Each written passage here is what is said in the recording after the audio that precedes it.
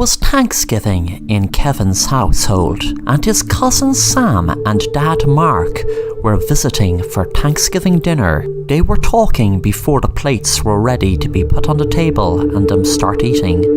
Sam was talking about his dad and his keen interest in spiders. Sam said, "My dad has loads of different spiders, and did you know that each year when we are asleep, there are lots of different spiders crawl into our mouths during our sleep?" Kevin said, "Don't say something so stupid and which isn't true. We are going to be eating dinner soon. We don't want to hear you lie about spiders crawling into our mouth. That is disgusting, and of course it isn't true." Sam got angry and said to his dad, "Dad, tell him it's true. Tell him that spiders do crawl into people's mouths when they are asleep." His dad said, "Son, that isn't exactly the topic of conversation we want to be having at Thanksgiving dinner." That night, Kevin went to bed early, while Sam was sleeping in the spare room. Kevin wasn't in the mood to play video games with Sam, as he found him annoying. He quickly fell asleep, but suddenly he awoke from his sleep in the middle of the night. He panicked when he realized he couldn't hardly breathe. He noticed there was something tied around his face, and he struggled to get it off, but luckily it did fast. But when it did, he froze in horror when spiders crawled out of his mouth. Sam was looking in from the door because he couldn't miss the prank he pulled on him, but suddenly he felt kind of sick. Within minutes he dropped to the ground after being bitten by a poisonous spider while putting them in Kevin's mouth. Kevin suddenly felt sick also, and they both died from spider poisoning from spiders Sam had stolen from his dad's bedroom, not knowing that one of them was a poisonous spider. Thanks for watching the Assassin Rapper, and if you enjoy the content, then make sure to subscribe and hit the bell to be notified of new content.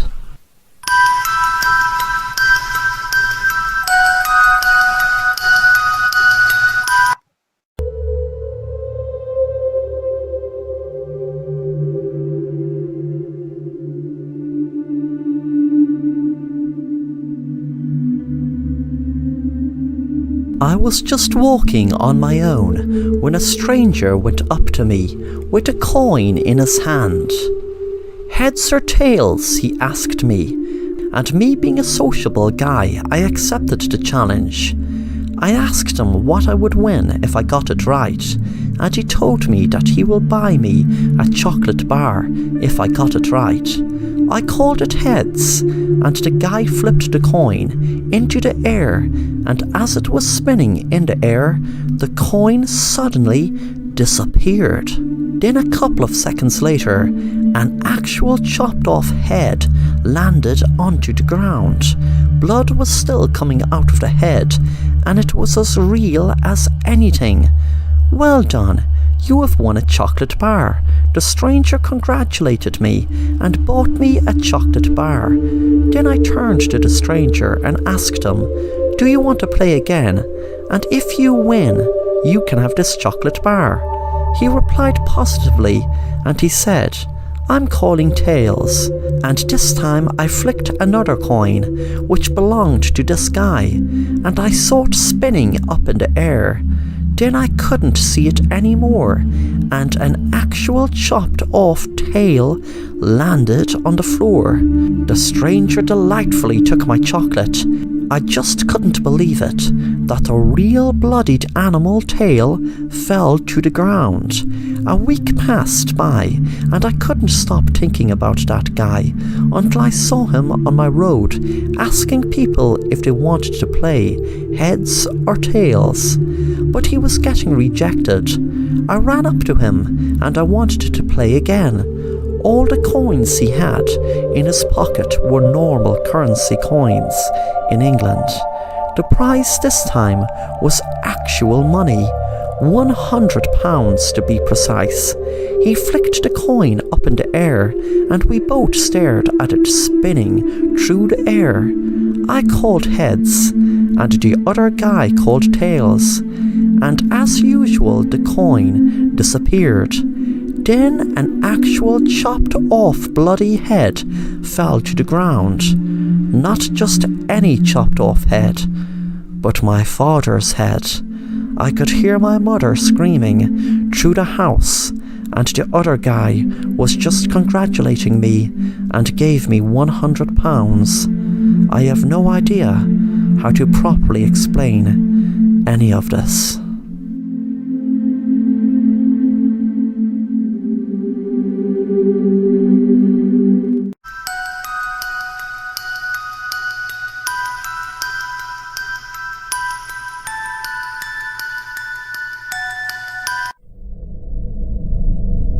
No one speaks of 44 Cedar Road. On a street lined with family homes, each with decorated front yards and fresh-cut grass, there stands another. No tragedy took place within its walls. No murders or assaults. No one had ever died in that house. In fact, no one has ever lived in it. Over the years, there have been many offbeat and strange theories of its darkness. From the belief that it was built atop a portal to hell, to a curse, the one idea most people choose to believe is the simplest one. The one that rings true to anyone who stands outside, looks upon the house. It is simply this: neglect. All things have a purpose. Whether it comes from man or nature, each thing on earth was put here for a reason. This house, built only some 35 years ago, sometime in the late 1980s in fact, was constructed to be a family home, but it never came to be. From economic recessions, bad timing, and luck, the house was never sold. Each time a family came to walk its halls and speak of a potential future, the neighbors discerned a brightness about the place. When those families would leave, only to find another home and another place, the house grew darker, its neat wood and glass feeling small to any observer. Year after year, open house after open house, it was left discarded, each day seeming less like a home, each day growing more distant, like a thing not of its neighborhood or any other, a thing not built, rather placed here, between two very real homes and across from another, close enough so it could see and hear the neighboring families. As the years passed, its shades grew longer in the sun, its paint dim in the afternoon light. As a thing not of this world, the house remained there, the smallness it once portrayed now gone. Some 30-odd years later after its construction, with years and decades of emptiness inside, it grew strong, it grew hollow and vengeful. It grew haunted.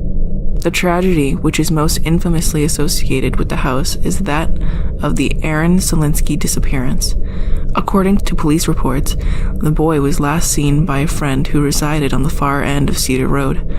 When Aaron left his friend's home, he would have had to walk past the house to reach his own home. His mother called the station after 2 hours of searching, believing her son to be simply out with other friends or riding his bike. Once it was determined the boy was truly missing, the search began, first in the fields and skate parks before moving to house canvassing. In the intervening hours, when Aaron's mother was still searching, a call came to the station. It was the man who lived beside 44 Cedar Road. He claimed to have heard screams coming from inside the house. What he did not tell police at the time is that he, his wife, and children were terrified of the screams. It sounded like someone was getting their limbs torn off, he said. They were agonizing screams. 2 officers responded. Author Simon Hedges, who worked on finding and exposing the strange phenomena, would later try to find the 2 men but had no luck. Both officers left the force after the incident. The police report was sparse, saying only that they entered the house and saw nothing out of the ordinary. After clearing it, the men left. When the officers were questioned further, as it became more apparent that the missing boy may have gone inside the house, the men denied having seen anything of import. Detective Ron Ford, who led the missing persons investigation, wrote in his notes that the officers showed signs of deception. He privately considered them suspects. It is likely that he would have pursued it, if not for the complete lack of evidence. He later wrote he did not believe they had anything to do with the disappearance, but knew more than they were saying. Nothing ever came of the investigation. From time to time, there would be an open house for buyers who knew nothing of the house. A young couple, typically newlyweds, would walk through its halls, examine the structure as the real estate agent tried to sell the unsellable. It would pretend to sleep. It would be dormant while they moved inside. Within 20 minutes, the house would spit them out, and all involved would be happy for the encounter to be over. But when only 1 or 2 people went inside, these were the times when stories would sprout. Urban legends spread like wildfire for months after one of these occurrences, such as that of the 2 officers, or most famously, the contractor. The contractor had been hired by the owner of the house to see if it was possible to turn it into dental offices. An out-of-town dentist had been searching locations, and this, he had told the owner, would work very well. The contractor did not survive his encounter. His statement was not taken by the police, but the doctor who treated him. The doctor posted the following on the message board a few weeks later after the contractor's death. May 3rd, 2017. What I am about to relay is not on my own experience, and therefore I cannot promise it is all true. All I can say is that the man who told it to me was on the verge of death and had no reason to lie. He had been a healthy man a week prior, and the autopsy the day following his death showed no signs of trauma to the brain. Here is what he said. He had entered the house on 44 Cedar Road early in the morning of April 16th to take measurements. He recalled feeling strange as he took photos of the house, as if he were intruding on someone's privacy. After an hour of work, he packed his equipment into the duffel bag and crossed the living room to the front door, which had not been locked. Upon opening the door, he became disoriented by what he saw. Instead of opening to the outside, the door revealed a stairway leading down. He closed the door and checked the windows. Outside the glass, he could see the people on the sidewalk. He tried the door again, thinking perhaps he was imagining what he saw. But the stairwell was there again. He tried the back door, finding the same steps. He tried the windows, opening and then banging, breaking, but there was no reaction from the glass, as if it were not glass at all, but rather an invisible film separating him from the rest of the world. After beating his hands raw on every surface that led to the outside, he told me that he sat in the bare living room and wept. When the tears stopped, he simply sat there. It was in this silence that he heard the water upstairs. Though the house had no running water since it had originally been built, someone had now turned the shower on the second floor. The contractor rose from his stupor, a hammer in hand, and climbed the steps. As he reached the landing, there came a humming from the bathroom, almost completely veiled by the rush of falling water. But it was there, hollow and awkward, as if not coming from human vocal cords, but a poor imitation. The doorway to the bathroom stood ajar, steam spilling out. The contractor, terrified and already in a state of near hysteria, raised the hammer as he pushed the door open.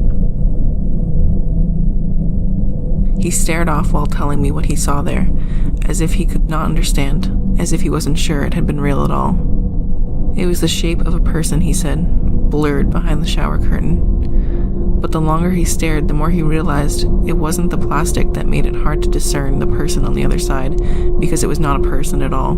It too was a poor imitation of a human being. He turned back toward the staircase, but from below, another humanoid shape was walking up. The contractor ran down the hall and into the back bedroom. There was no furniture, and the closet had no door. He simply had no place to hide. Again, he tried the windows, but again, it was to no avail.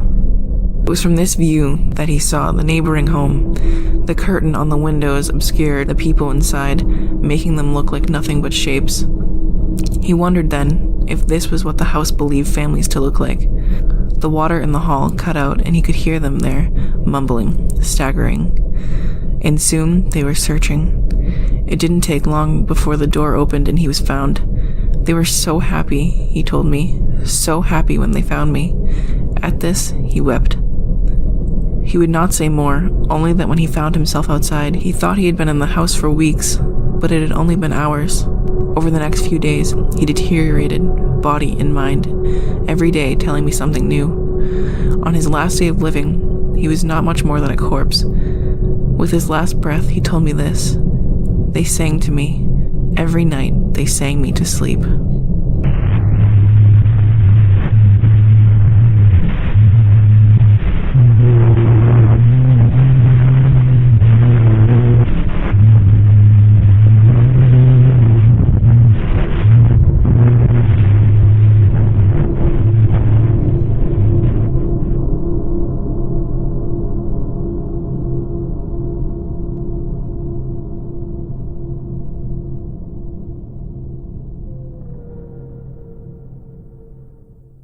Thanks for watching the Assassin Rapper, and if you enjoy the content then make sure to subscribe and hit the bell to be notified of new content.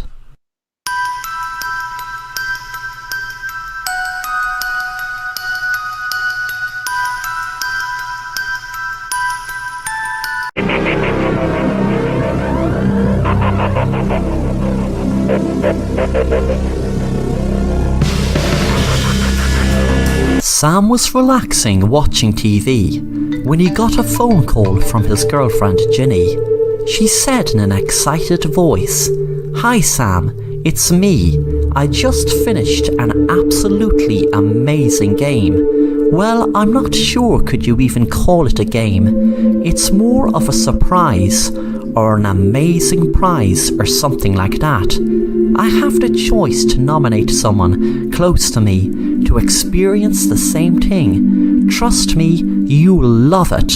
They gave me the rules. All you need to do is go down to the bus stop across the street, and under the seat, under a stone, will be an envelope with instructions to you go to a place called the Red Room. But I know it's kinda weird at the start. You get taken in a cab and are blindfolded, so you don't know where you are going exactly. I have to admit, I was totally freaked out at that stage, but when I got to the Red Room..." Sam interrupted Jenny. "Ginny, are you high or something? What is going on? What is the Red Room?" "Okay, in the envelope you will see a questionnaire. You just fill it out and then follow the instructions to get brought to this room, which is called the Red Room. It's kind of strange though, because the room is all white. There is no red in it. But I was asked about what was my favourite food, movies, books, etc. and the room was full of everything I love, and there are loads of shopping trolleys outside the room to me carry it. Trust me, you will absolutely love it. I'll show you what I have when I get home." Sam said, "You're telling me that I can go there right now to the bus stop and fill the questionnaire?" Ginny said, "Yes, right now, because you don't know what time you're going to be collected." Sam said, "Okay babe, I'm on it right now. I'll see you after this freaking weird surprise you're talking about." A few minutes later, Sam walked to the bus stop, and sure enough there was a stone with an envelope underneath. He knew he couldn't fill out the questionnaire at the bus stop, as he needed something to lean on, and he had no pen, so he brought it back to his house and filled it out. He was asked to go to a quiet road near his house and get picked up outside a gate in an hour. He was there waiting, and a car pulled up, and a person with a face covered said, "Welcome to the Red Room, where your dreams become a reality. You don't have to pay 1 cent for loads of things you could only dream to afford to buy.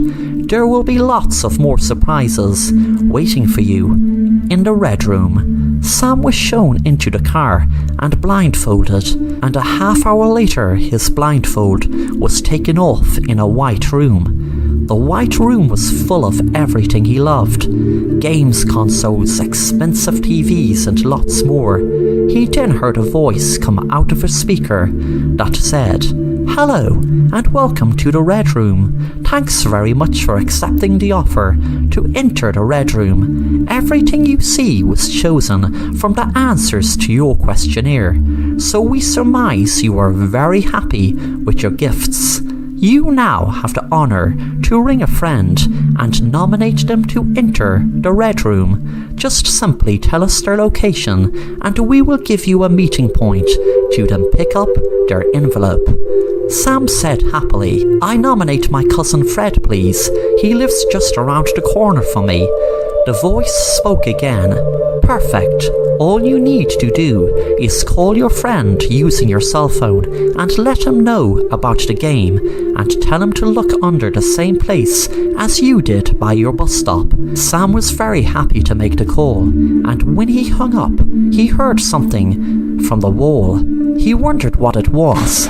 Then suddenly he heard gunshots, and he was shot to bits. His blood splattered all over the white room, and he wasn't alive to find out why the white room was called the Red Room.